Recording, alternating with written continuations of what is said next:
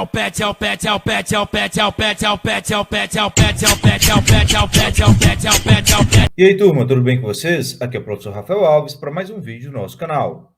Plano de Estudo Doutorado, Sociologia. Desde já, peço a vocês que se inscrevam no canal, marquem o sininho de notificação, curtam nossos vídeos, comentem, compartilhem e divulguem nosso canal. Primeiro ano, Ensino Médio, volume 4, semana 3, Identidade Étnico-Racial. Depois de falarmos sobre a questão da identidade, especificando já a identidade de gênero, hoje iremos falar sobre a identidade étnico-racial. Aqui, partimos primeiramente para problematizar o nosso país. Falar sobre essa identidade étnico-racial no Brasil envolve uma complexidade e, ao mesmo tempo, temos que refletir um grande problema da nossa sociedade, entender a questão do racismo, o racismo estrutural, presente, enraizado nas estruturas da nossa sociedade.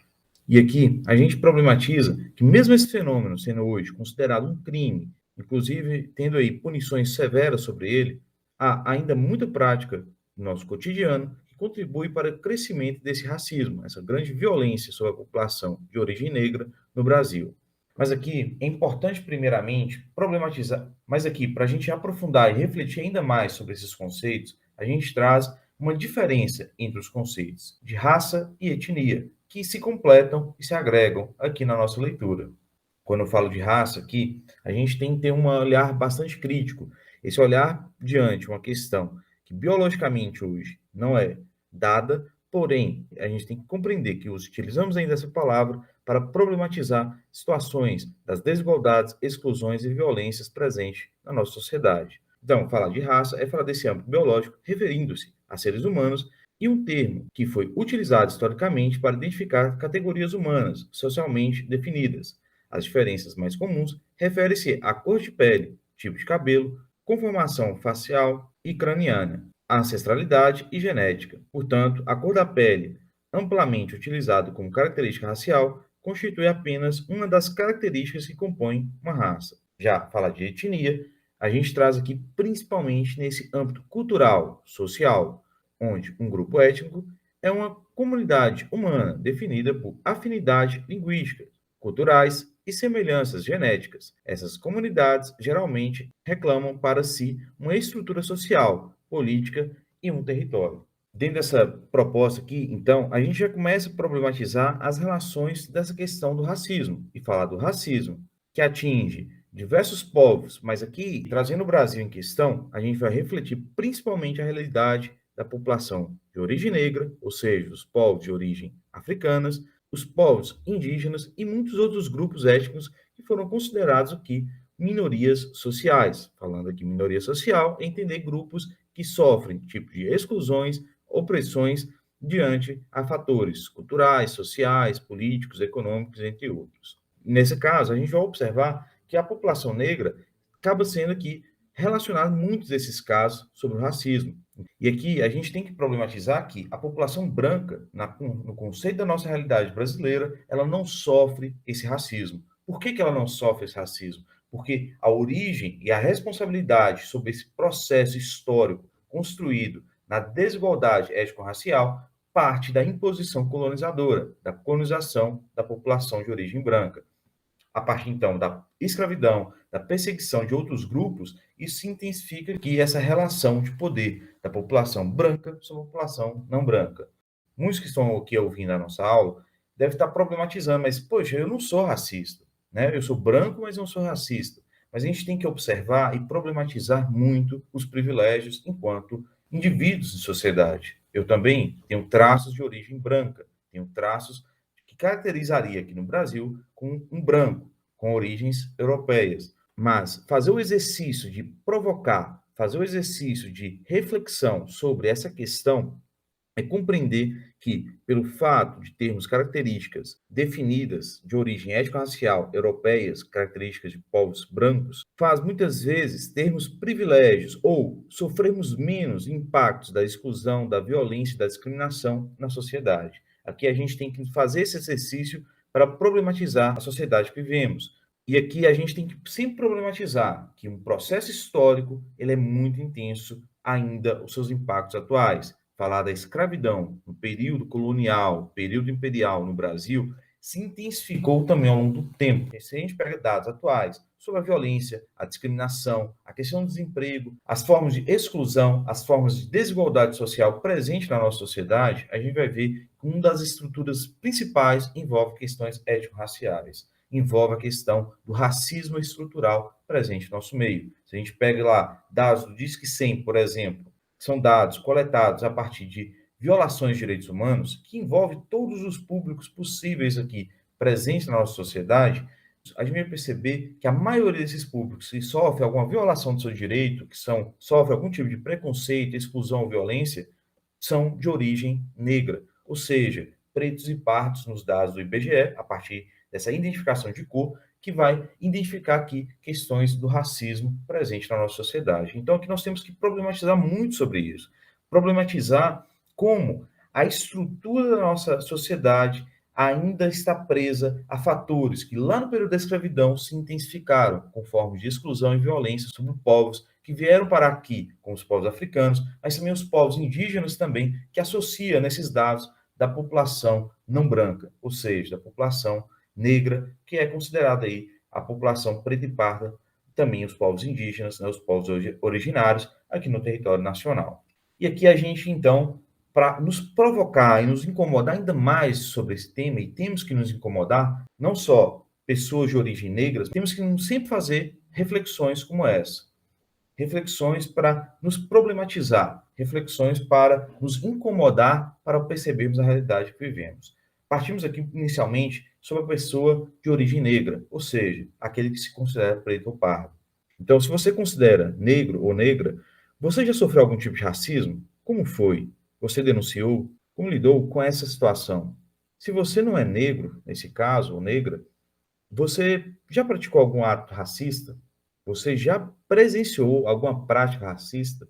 O que fez diante disso? Você denunciou ou ignorou? E por que você tomou essa atitude? Aqui a gente tem que sempre nos colocar numa situação de romper um olhar muito senso comum dessas questões, ter um olhar mais crítico.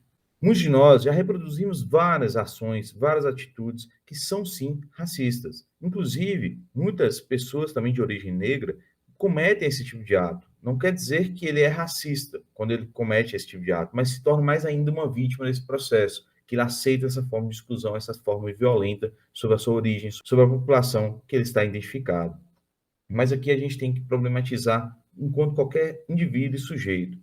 Colocar esses atos é buscar também nos corrigir, buscar nos promover um mundo melhor, ter cuidado das nossas ações, nossas atitudes. Inclusive aqui, também nos problematizar na sociedade que vivemos. E aqui entra a nossa segunda parte de reflexão. Então, aqui nessa proposta de problematizar a violência contra a população negra, principalmente em ações, inclusive, de opressão do próprio Estado com as forças policiais, a gente tem que observar que a gente está tendo algumas mudanças importantes. Hoje, com a visibilidade de movimentos sociais, a visibilidade de grupos que buscam combater essas violações de direitos, as violações sobre a população negra, trazendo inclusive aqui esse lema que se intensificou, não só no Brasil, mas em todo o mundo, né? Na realidade, bem importado de outros lugares do mundo, com o lema Vidas Negras Importam, a gente vai também problematizar sobre isso. A gente sabe que toda vida importa, em determinada origem étnico-racial, em determinado de gênero, em determinado de classe, que for. Inclusive associando aqui também a outros seres vivos, né? Animais e plantas. Mas o que a gente traz? Por que a gente problematiza essa frase? Por que a gente tem que trazer a relevância dessa fala? Porque a gente tem aqui já uma associação sobre a violência que acontece, principalmente sobre homens e mulheres de origem negra. Então, a população preta e parda, principalmente os jovens, estão numa situação mais vulnerável à violação dos seus direitos e à violência sobre o seu corpo. Então, aqui, nós temos que problematizar diante dessa questão dessa violência cotidiana, diante da população negra aqui em questão, que vem construindo a sua identidade enquanto indivíduo, a sua identidade enquanto sua origem étnico-racial, para também garantir o seu direito enquanto indivíduo, enquanto cidadão, para lidar, inclusive, e superar, inclusive, o próprio racismo na sociedade. Então, aqui nós temos a construção dessa identidade. Falar da identidade negra passa por várias esferas sociais.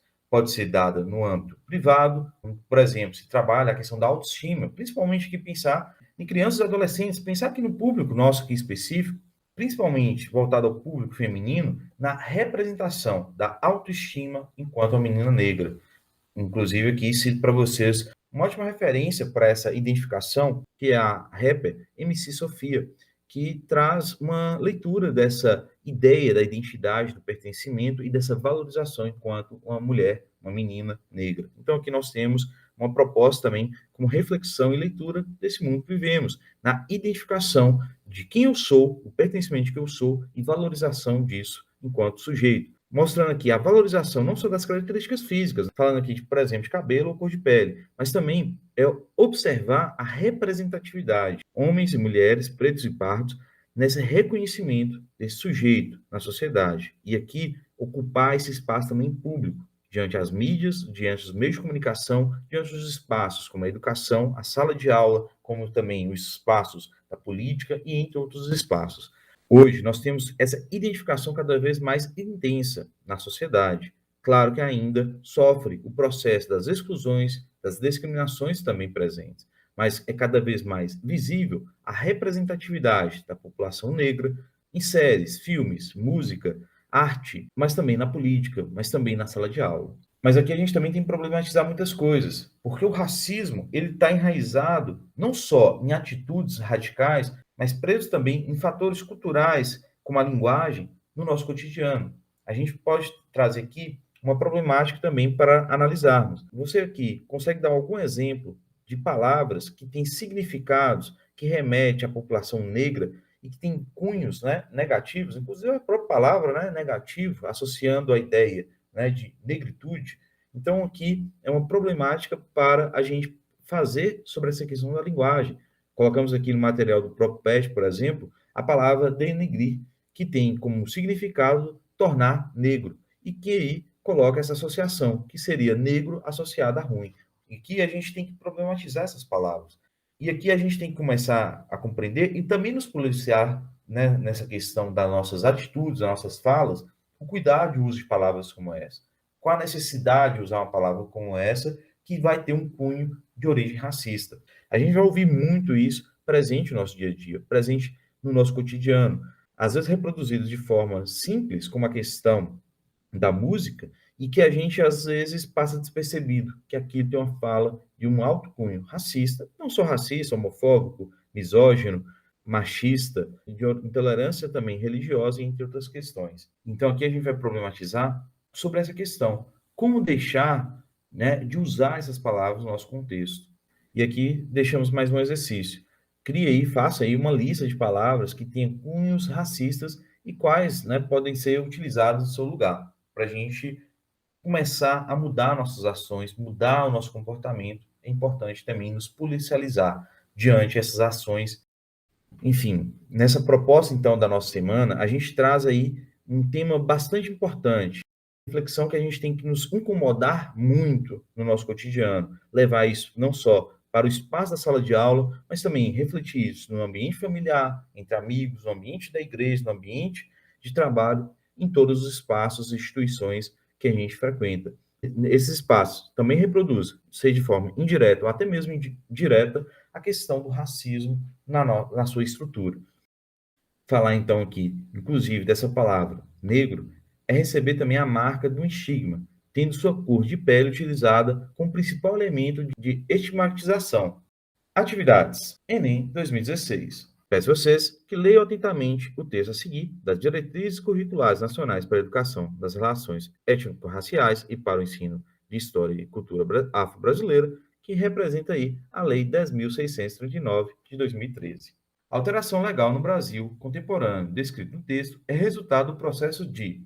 Então, aqui nós temos uma pauta marcada por discussões sobre a questão do racismo, a questão da desigualdade étnico-racial, a falta de conhecimento dos povos da cultura africana no Brasil, que foi fundamental na construção não só da economia, da cultura, da história, mas também da identidade do povo brasileiro.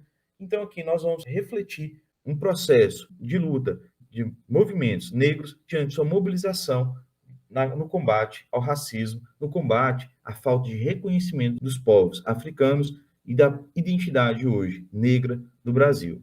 Questão 2, Enem 2017. Peço a vocês que leiam atentamente o texto de Giddens para poder refletir a questão que segue. O argumento apresentado no texto permite o questionamento de pressupostos de universalidade e justifica a institucionalização da política antirracista. No Brasil, um exemplo desse tipo de política é a. Nós temos, então, uma leitura crítica sobre a questão do racismo institucional, diante principalmente a negação coletiva de uma organização em prestar serviços adequados para as pessoas por causa do sua cor. Então, aqui é falar da questão étnico-racial, é falar sobre a questão da sua cor, cultura ou origem étnica. Então, nós estamos aqui falando um dos elementos desse racismo estrutural, o racismo institucional. Nessa questão aqui, nessa problemática, a gente tem que entender o papel também do Estado de romper diante disso esse racismo presente na sua estrutura. Nessa questão, entra aqui o papel das políticas públicas, as políticas afirmativas, que vêm a partir de pautas, que vêm a partir de reivindicações, que vão garantir essa adoção de ações afirmativas no combate ao racismo na sociedade. Pessoal, é isso. Peço a vocês que assistam outros vídeos do canal. Temos outras playlists com vídeos aí diversos. Não deixe de se inscrever no canal, marcar o sininho de notificação, deixar o seu like, seus comentários. Peço a vocês também que compartilhem nossos vídeos em outras plataformas digitais. Muito obrigado, valeu e até a próxima.